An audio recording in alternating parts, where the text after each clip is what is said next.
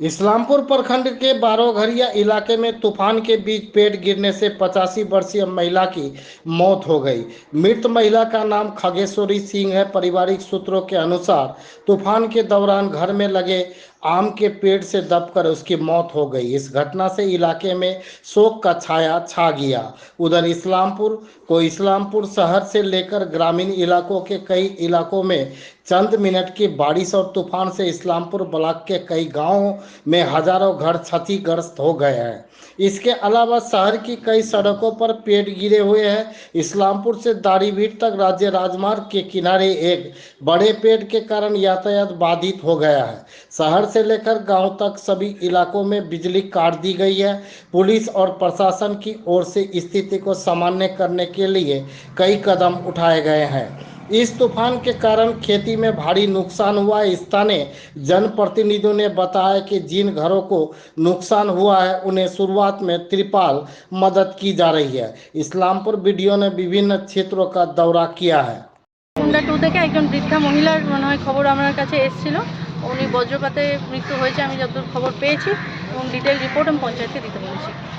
ঠিক আছে, আমি এখন পর্যন্ত পণ্ডিত প্রতাপ ওয়ানে গেছিলাম, জিরো পানি, খেকিডাঙ্গি এগুলো দেখেছি। এখন অমলঝাড়িতে ঘুরলাম কিছুটা, এইদিকে গ্রামটাতেও গেছিলাম, এখন বিজুখোরের দিকে যাব। আরও কিছু জায়গা যাবার আছে এবং আমার অন্যান্য টিমরাও কাজ করছে সমানভাবেই। অন্যান্য মাটিগুন্ডা টুতেও গাইশাল টু মারবাগাঁওতেও কিছু রিপোর্টিং হয়েছে। কোনো আহত বা নিহত হওয়ার কোনো খবর এখন পর্যন্ত নেই। আর ভুট্টার ক্ষতিগ্রস্ত হয়েছে, অনেক ক্রপ হয়েছে, ড্যামেজ হয়েছে, আমরা জেলাতে জানিয়েছি এবং এগ্রিকালচার ডিপার্টমেন্ট থেকে ওনারা তদন্ত শুরু করছেন। বলছি এনডিআরএফ বা অন্যান্য বিপর্যয় মোকাবিলা দপ্তর এরাও কি নেমেছে? হ্যাঁ, আমাদের বিপর্যয় মোকাবিলা দপ্তর, তো ওনাদের গাড়িও এসছে এবং গাছ পড়ে যেগুলো রাস্তার ক্ষতি হয়েছিল বা ব্লক হয়ে গেছিল সেগুলো ওনারা সরানোর ব্যবস্থা করছে। বলছি কোন এলাকায় বেশি ক্ষয়ক্ষতি হয়েছে? পণ্ডিত প্রতাপ টু, পণ্ডিত প্রতাপ ওয়ান, গাইশাল টু, মাটিকুন্ডা টু, মারবাগাঁও, এই সমস্ত জায়গাতে হয়েছে কিছু। ম্যাডাম ইসলামপুর ব্লক না অন্যান্য ব্লকেও কি আপনি এরকম কোনো খবর পাচ্ছেন যে ইসলামপুর ছাড়াও? ইসলামপুর ব্লকেরটা জানি, যেগুলো জানি সেগুলো বললাম। অন্যান্য ব্লকেরটা তো এই বলতে পারবো না। ঠিক আছে, ধন্যবাদ। বলছি আমার নাম ভারতী সিংহ। কিভাবে হলো এটা? কিভাবে ঘূর্ণিঝড় হয়েছিল, তো আমি মাকে নিকবার জন্য চেষ্টা করতেছিলাম, তখন থেকে একটা উপরে টিন উড়ে আসলো, আমি ঘরে ঢুকতে পারিনি। তারপরে সময় দেয় নাই, ঢুকতে ঢুকতে গাছ ঘরের উপরে পড়ে চাপা পড়ে মা মারা গেল। আচ্ছা, কি নাম যিনি মারা গেল? ও খাগরি সিংহ। খাগরি সিংহ। আপনার কে হবে? আমাদের শাশুড়ি মা হয়। শাশুড়ি মা। হ্যাঁ। আচ্ছা, আপনার নাম? ভারতী সিংহ। কিভাবে মারা গেল?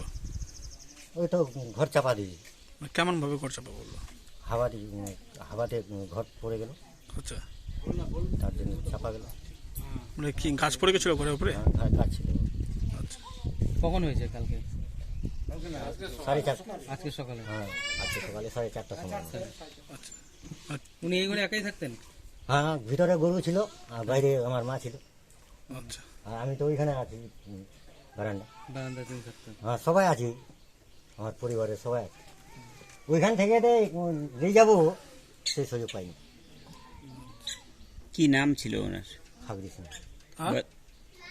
কি নাম? খাগরি সিংহ। বয়স কত হবে? 80 থেকে 85 হবে, ওরকম হবে না? আপনার কি হবে? মা।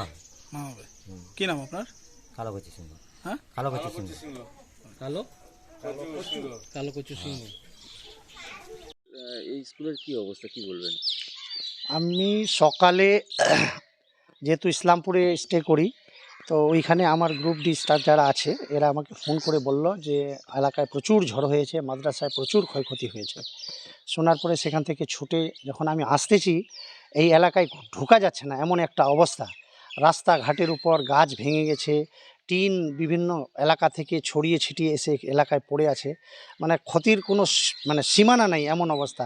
ইলেকট্রিক তার রাস্তায় পড়ে আছে, এমন একটা অবস্থা। আর মাদ্রাসায় আপনারা নিজেরাই হয়তো দেখাতে পারেন, আমি মাদ্রাসায় এসে দেখছি যে আমাদের যে শখের কতগুলো গাছ ছিল, আমরা গাছগুলো খুব ভালো করে মানুষ করেছিলাম, সেই একটা গাছও নেই, সব গাছগুলো ভেঙে চুরমার হয়ে গেছে।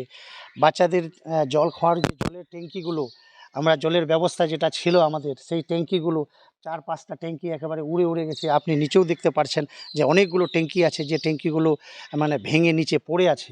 মানে এলাকায় একদম হাহাকার অবস্থা। আমার মাদ্রাসার মানে ম্যাক্সিমাম যা ইনফ্রাস্ট্রাকচার আছে সামনের দিকটা একদম ভেঙে চুরে চুরমার হয়ে গেছে, গাছগুলো ভেঙে গেছে।